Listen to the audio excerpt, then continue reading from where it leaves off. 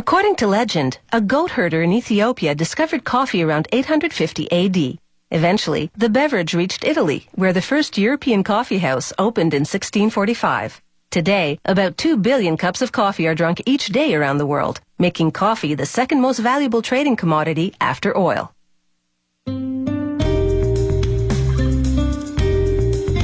Coffee's flavor depends on the region where it grows and the way coffee makers roast and blend the beans. Here in Costa Rica, they grow coffee plants from sprouted seeds kept in containers for a full year before they transplant them into the field. From seed to first harvest takes about 2 years.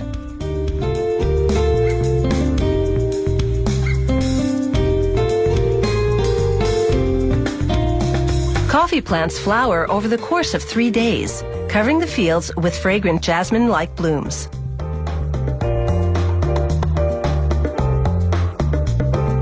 Over 6 months' time, the buds grow and ripen into red cherries that contain the coffee bean. Pickers harvest the red cherries, leaving the green ones to ripen. They'll return to pick the cherries from the same plant 5 times in 3 months as they ripen. Pickers do their best to have no more than 2 green for every 100 red cherries they harvest.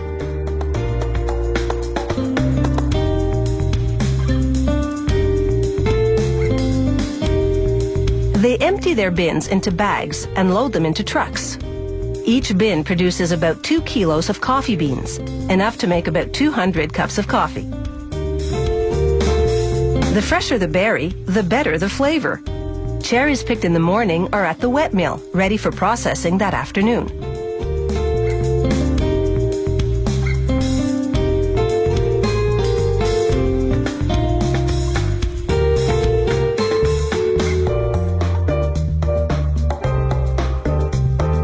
At the wet mill, water channels wash the cherries and drop them off at a worm screw.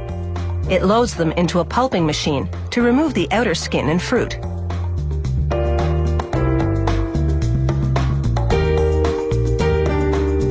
A rotating drum presses the cherries against the wall of the pulper and squeezes out the bean.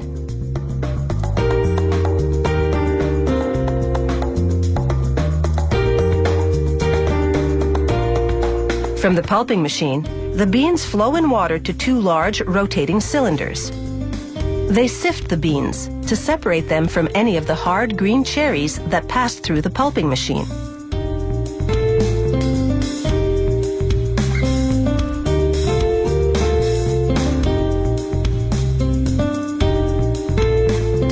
Next, the beans bathe in more water, which draws out a thick, sugary substance known as miel, honey in Spanish. The coffee maker then feels the washed beans to make sure they're no longer sticky. The beans then drop into the drying bin below. Workers now lay out the beans to dry in the traditional way, outdoors on a cement patio. For 4 days, they rake over the beans as they dry in the hot sun. At night, they let the beans rest to extract the most flavor. Once the beans are dry, they go into a milling machine.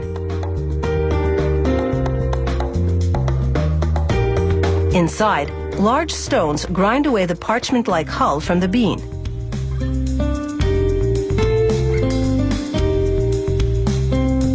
Drying methods vary among coffee makers. They're a closely guarded secret. The beans can also dry mechanically in rotating drums that pump in heated air. Workers closely monitor the process and empty the drums when the beans are dry.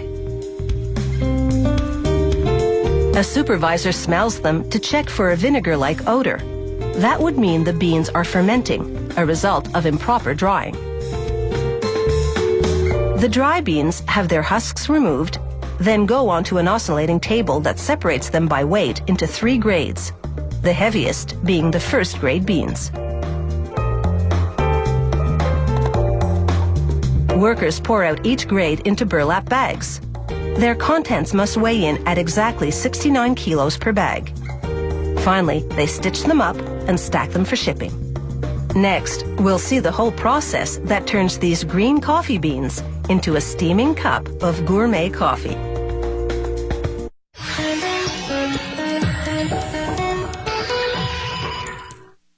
Coffee boasts over 800 flavor characteristics, at least double those of wine. Roasting reduces the amount of caffeine in the bean. To achieve a dark espresso roast, the beans remain in the roaster the longest, so they have the least caffeine. It's the concentrated brew that packs espresso's punch.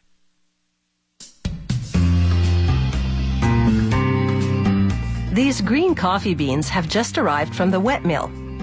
Workers pour them into a blending bin that feeds a roasting machine heated to 180 degrees Celsius. At that temperature, the oils in the beans combust and the beans roast in less than 20 minutes. The master roaster must regularly check their progress. When he determines they're ready, he sets off a light spray of water in the roaster to extinguish the beans. Then they pour into a bin where they're cooled by forced air.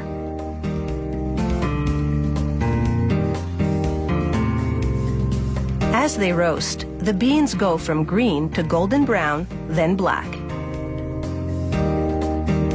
Before roasting an entire shipment of beans, coffee makers first test a small batch. They follow a standardized procedure at the plant's testing laboratory.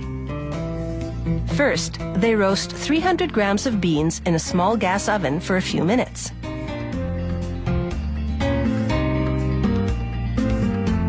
Then, a professional taster measures out the beans and feeds them into an electric grinder. She prepares 4 separate cups of coffee with the same coarse grind. It takes 4 tastes to make sure all is well, 20 to detect the source of a problem roast. She begins by pushing aside the foam at the surface to release the intense aromas, a technique known as breaking the cup. She smells each cup in turn, a sure way to know if something is wrong with the roast. Next, she skims the surface to remove the grounds. She takes a sip, slipping the coffee over her tongue to get the full flavor before spitting it out. Now she can determine how she will balance the blend of beans to create a recipe for the perfect cup of coffee. Back on the factory floor, the various beans for the blend go into a grinder.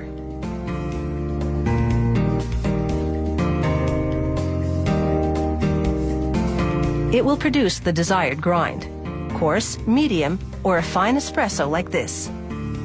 Now the coffee is ready for packaging. It's a fully automated process thanks to this machine that forms, fills, and seals the bags. Gourmet coffee must go piping hot from the grinder to the bag to ensure freshness. As the machine seals each bag, it pumps in nitrogen to replace the oxygen that makes coffee stale.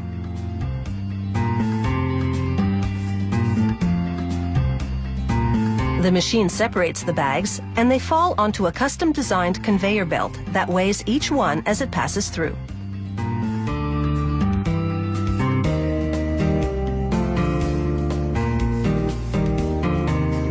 Over at the espresso machine, the barista demonstrates the technique required for a perfect espresso.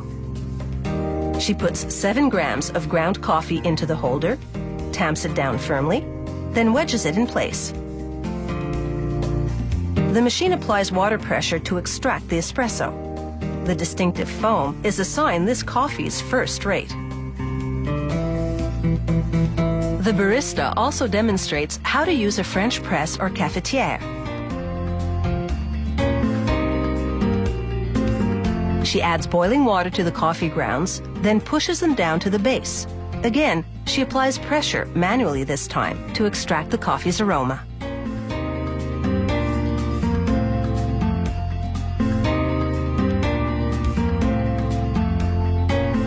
Finally, she demonstrates how Costa Ricans make a traditional cup of coffee.